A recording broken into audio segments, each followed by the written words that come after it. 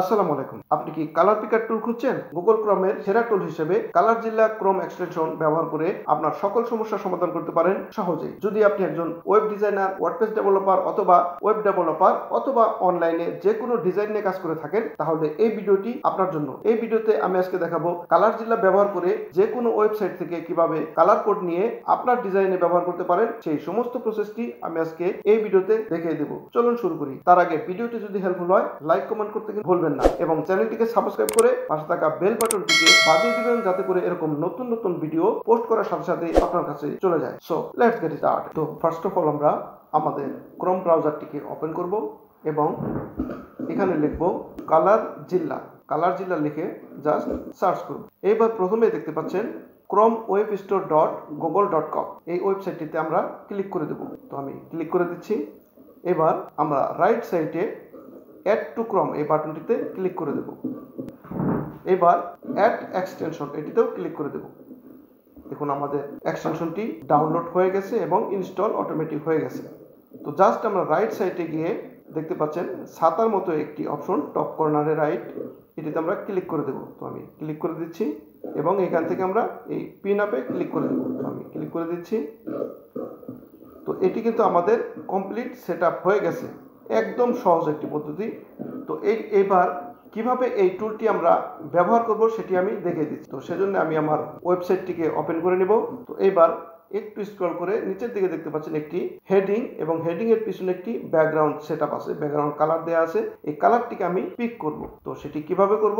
Right সাইডে দেখতে পাচ্ছেন এখানে কালার জিল্লার যে আইকনটি দেখতে পাচ্ছেন, এটিতে ক্লিক করে দেব এবং নিচের দিকে দেখতে পাচ্ছেন পেজ কালার পিকার অ্যাক্টিভ, এটিতে ক্লিক করে আমাদের এই পেজের জন্য এটি অ্যাক্টিভ করে নেব। দেখুন আমাদের অ্যাক্টিভ হয়ে গেছে এই টুলটি।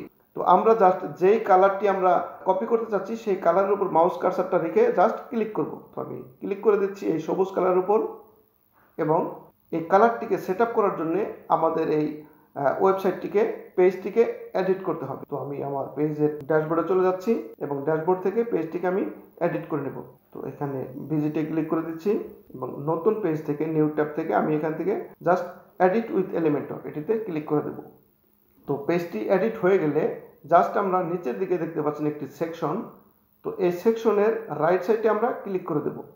পেন আইকন দেখতে পাচ্ছেন, এটিতে আমরা ক্লিক করে দেব। ক্লিক করে দেওয়ার পর লেফট সাইডে দেখতে পাচ্ছেন অ্যাডভান্স নামের একটি অপশন, এটিতে ক্লিক করে নিচের দিকে চলে আসব। তো এখানে ব্যাকগ্রাউন্ড নামে একটি অপশন দেখতে পাচ্ছেন, এটিতে ক্লিক করে দেব এবং এখানে ব্যাকগ্রাউন্ড টাইপ, এখানে দেখতে পাচ্ছেন ব্যাকগ্রাউন্ড টাইপ, এখানে রাইট সাইডে ক্লিক করে আমরা জাস্ট কালারে ক্লিক করে দেব। তো আমি ক্লিক করে দিচ্ছি। তো কালারে ক্লিক করার পর আমরা যে কোডটি আমরা কপি করেছি সেটিকে আমরা এখানে পেস্ট করে দেব। তো কালার কোডটি পেস্ট করে দেওয়ার পর জাস্ট রাইট সাইডে ক্লিক করে দেব। এখানে দেখতে পাচ্ছেন কালারটি আমাদের সেট আপ হয়েছে, বাট এখানে গ্রেডিয়েন্ট পূর্বে থেকে সেট আপ ছিল, এটিকে অফ করার জন্য এখানে ক্লিক করে দেব এবং এখানে রিলোডে ক্লিক করলে বাই ডিফল্ট সেটিংটি ঠিক হয়ে যাবে। তো গ্রেডিয়েন্টটি চলে গেছে। এবার দেখতে পাচ্ছেন আমাদের এখানে কালারটি কিন্তু সবুজ কালার, এখানে যে কালারটা আমরা নিয়েছিলাম সেই কালারটি কিন্তু এখানে এসে গেছে। তো আরেকটু ভালো করে বোঝার জন্য আমি উপরে দেখতে পাচ্ছেন একটি হেডিং, এই হেডিংয়ের রাইট সাইডে দেখতে পাচ্ছেন পেন আইকন, এটিতে আমি ক্লিক করে দেব।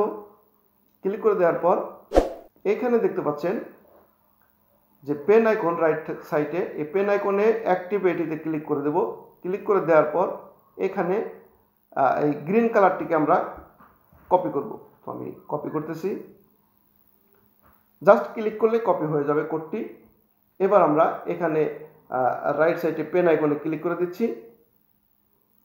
ক্লিক করে দেওয়ার পর আগের মতো অ্যাডভান্সে ক্লিক করব, নিচে ব্যাকগ্রাউন্ডে ক্লিক করব। এরপর ব্যাকগ্রাউন্ড টাইপ থেকে আমরা এই কালারে ক্লিক করে দেব। পুরোর মতো এটিকে আমরা গ্রেডিয়েন্টকে অফ করে দিচ্ছি। তো আমি জাস্ট রিলোডে ক্লিক করলে এটি অফ হয়ে যাবে। এবার কালারে ক্লিক করে কোডটিকে পেস্ট করে দেব। দেখুন আমাদের কালারটি কিন্তু চলে এসেছে। আমরা বাইরে যদি ক্লিক করি দেখতে পাচ্ছেন উপরে আমাদের এই গ্রিন কালারটি কিন্তু চলে এসেছে, ব্যাকগ্রাউন্ড কালার।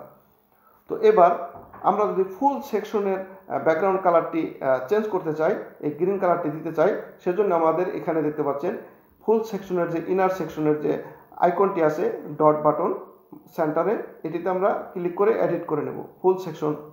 তো আমি ফুল সেকশনটি ব্যাকগ্রাউন্ডটি চেঞ্জ করে দেখাচ্ছি। এখানে জাস্ট ক্লিক করে দেবো এডিটে। ক্লিক করে আমরা এবার লেফট সাইডে দেখতে পাচ্ছেন স্টাইলে ক্লিক করব, এরপর নিচের দিকে ব্যাকগ্রাউন্ড ওভারলে এটিতে ক্লিক করে দেব। ক্লিক করে দেওয়ার পর একটু নিচের দিকে চলে আসবো, দেখুন এখানে কালার টাইপ, এটিতে ক্লিক করে আমরা বাই ডিফল্ট যে গ্রেডিয়েন্ট সেটআপ আছে সেটিকে আমরা রিলোড মেরে দেব এবং উপরে কালারে ক্লিক করে দেব। এবার আমরা কপি করা কোডটিকে পেস্ট করে দেব।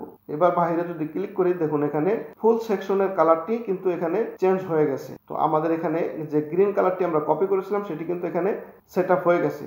তো আমরা জাস্ট এখান থেকে পাবলিশে ক্লিক করলে কিন্তু আমাদের এটি কমপ্লিট সেটআপ হয়ে যাবে। তো এভাবে যে কোনো ওয়েবসাইটের কালার কোডটি কপি করে আপনি আপনার ওয়েবসাইটে সেটআপ করতে পারেন। তো ভিডিওটি যদি হেল্পফুল হয় অবশ্যই লাইক এবং কমেন্ট করতে ভুলবেন না এবং চ্যানেলটিকে সাবস্ক্রাইব করে পাশে থাকা বেল বাটনটিকে বাজিয়ে দিবেন, যাতে করে এরকম নতুন নতুন ভিডিও পোস্ট করার সাথে সাথে আপনার কাছে চলে যায়। তো সে পর্যন্ত ভালো থাকুন, সুস্থ থাকুন। Till then, bye by.